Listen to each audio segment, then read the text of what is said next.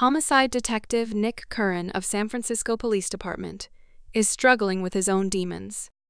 He is derisively nicknamed Shooter after accidentally shooting 2 tourists while high on cocaine during an undercover assignment.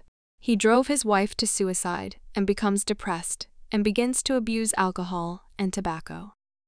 He is the ultimate cop-on-edge type who follows his impulses as much as he does evidence, and more often than not, confuses the two. At work, they believe that the once good policeman has burned out and are thinking about sending him to rest. However, Nick himself does not want to retire. To cope with depression and addictions, he attends the counseling sessions of a police psychologist, Dr. Beth Garner. Nick and Beth have an on and off affair, which has caused rumors that he is sleeping with Beth to dodge internal affairs investigations. At the same time, he, along with his partner Gus Moran, is taken to investigate a terrible murder of a popular rock singer Johnny Boz, who was stabbed to death with an ice pick. Boz was a retired rock star who never retired from sex and drugs.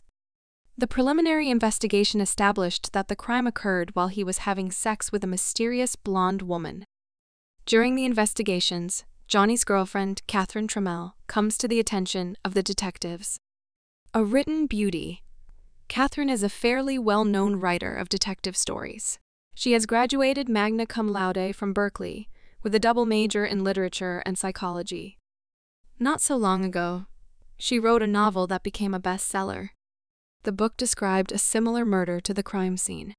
The police assume that either someone is trying to set her up, or she is the killer. A decision is made to interrogate the Catherine, as she becomes the prime suspect of the murder. But she starts a game with the police and begins to actively troll them by smoking and exposing herself during interrogation. Clad in a sleek white dress, her icy blonde hair pulled back tight. Catherine Tramell is the very picture of the 90s era femme fatale. She knows there are a room full of men who are both frightened and aroused asking her questions, and she uses that sexuality to play with them. And it works. Ironically, the obviousness of her guilt becomes her best defense, as she argues which sane person would commit a murder after writing about it. Catherine Tramell is designed to question her every move, because she loves to screw with people. However, alibi have Catherine iron. In addition, she successfully passes the lie detector test and is released, although Nick argues that the test is beatable by some people. Nick, interested in the biography of the Catherine, finds out that she revolves in a circle of rather dubious personalities. Many of her friends and associates had or have problems with the law, and one of Catherine's close friends, Roxy Hardy, seems to be a psychopath. The girl has a double murder on her account, and her 2 younger brothers were the victims. She committed murder on impulse when she was a teenager. Another one of Catherine's friends is Hazel Dobkins, who killed her husband and children for no apparent reason. Having the opportunity to personally meet with Catherine, Nick, a well-experienced policeman, suddenly realizes that in the interrogation, it is he who plays the role of the interviewee.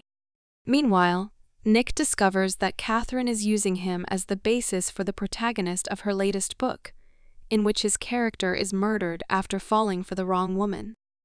The fact that the prototypes for Catherine's books wind up dead both frightens and excites Nick. Catherine almost openly taunts him and lets him know that she knows the truth about the tourist incident. Nick realizes that the suspect has somehow gained access to his psychological map and becomes furious. Going to Beth Garner, he learns that she was forced to give his card to Chief Nielsen, who was about to fire Nick. In response, Nick assaults Nielsen in his office. Later on, Nielsen dies, and Nick becomes the prime suspect in his case. He is removed from the Johnny Boz case and is put on leave. Over time, Nick is irresistibly attracted to Catherine. They start a passionate but tense affair that feels like a cat and mouse game. One night, Roxy watches Nick and Catherine make out at a club, and later have rough sex at Catherine's place, with Catherine tying Nick to the bed with a white silk scarf. Although there is no murder attempt, this scene mirrors the way Boz was tied up by the mystery blonde. Jealous of Nick, Roxy tries to kill him by running him over with Catherine's car, but dies herself when the car crashes. After mourning her friend, Catherine tells Nick about a certain Lisa Hoberman, with whom she had quite strong feelings in her youth. Later, Catherine outgrew youthful love, but Lisa became literally obsessed with her, and communication had to be interrupted. Nick starts to believe that Catherine actually may not have killed Boz. After digging deep, Nick is surprised to learn that Lisa Hoberman is Beth Garner. He causes Beth to have a serious conversation, and she admits that she was infatuated with Catherine as a student. However, Beth claims that it was Catherine who became obsessed with her. This conversation makes Nick even more suspicious. Continuing the investigation, he finds out that Beth was once married, but her husband was shot many years ago, and the killer was never found. Returning to Catherine, Nick discovers several pages from her new novel. He reads them, and an involuntary chill runs down his spine, as it mentions about a detective who found the dead body of his partner in the elevator. Soon after, Catherine breaks up with him, leaving Nick upset and suspicious. Along with his partner, Gus, Nick travels to meet one of Catherine's old acquaintances to learn about the true nature of the relationship between Catherine and Beth. He himself cannot meet with the woman as he is off the case and sends Gus. When the partner is in the building, Nick suddenly has a hunch, recalling the book's final pages, and rushes after him. He does not have time to help his partner. Someone kills Gus with an ice pick in the elevator. Rushing to find the perpetrator, he discovers Beth. She claims that she received a message to meet Gus. When it looks like she's reaching for her gun, believing she is the killer, he shoots her. However, Nick later discovers Beth was only fiddling with an ornament on her keychain. A little later, at Dr. Garner's apartment, the police find direct evidence confirming that she was obsessed with Catherine, and circumstantial evidence of her involvement in the deaths of several people, including Boz, Nielsen, Gus, and her own husband. Confused and dejected, Nick returns home, where he is greeted by Catherine. She explains her reluctance to commit to him due to the deaths of people close to her. However, they have sex, and after a while in bed discuss their future.